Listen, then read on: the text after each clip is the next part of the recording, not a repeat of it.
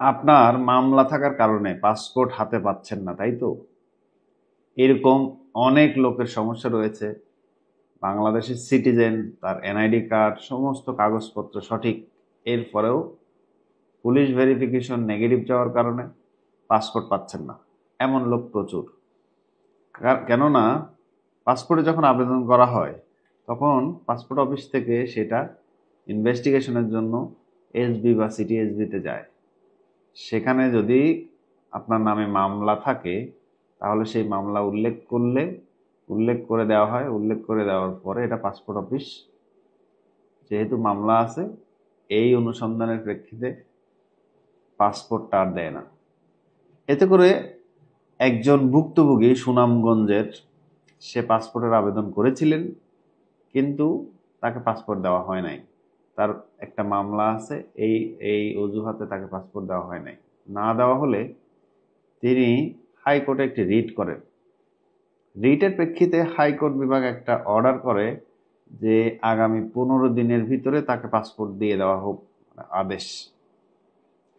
এই আদেশের ফলেও সেই সময় পার হয়ে আরো অতিরিক্ত সময় পার হলেও তাকে এই পাসপোর্টটা দেওয়া হয় না।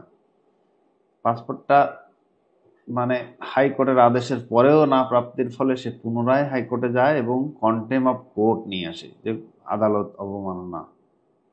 এরপরে কোর্ট সুনামগঞ্জের পাসপোর্ট অফিসের ঊর্ধ্বতন অফিসারদের সশরীরে হাজির হয়ে তার কারণ দর্শানো আদেশ দেন।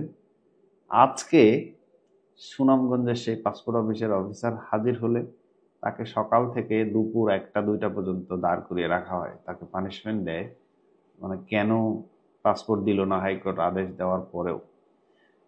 এবং একই সঙ্গে হাইকোর্ট বিভাগ আজকে পরিষ্কার করে আদেশ দিয়েছেন এমন যে কারোর মামলা থাক, সেটা তদন্তনাধীন বা বিচারাধীন, এই মামলার কারণে তার পাসপোর্ট পাইতে কোনো অসুবিধা নাই।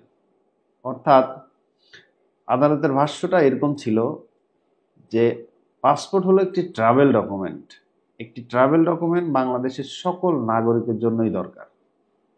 এখন একজনের মামলা আছে কিন্তু সে খুব গুরুতর অসুস্থ, আমার দেশে চিকিৎসা হচ্ছে না, তার তো চিকিৎসার জন্য আসলে বিদেশ যাওয়া দরকার।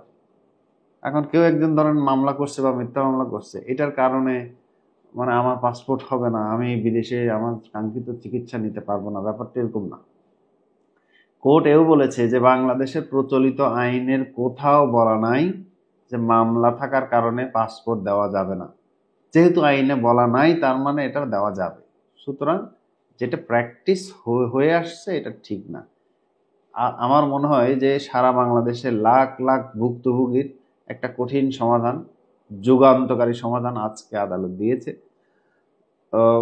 যাদের মামলা আছে, ছিল, পাসপোর্ট পাচ্ছেন না, রিনিউ করতে পারছেন না বা করেনি নাই, গত 10 বছর ধরে পাসপোর্ট করতে পারছেন না কেননা মামলা আছে, আশা করি আপনারা এখন থেকে, আজকের পর থেকে এই আদেশটা সার্কুলার হয়ে যাবে, সব জায়গায় সব দপ্তরে পৌঁছাবে।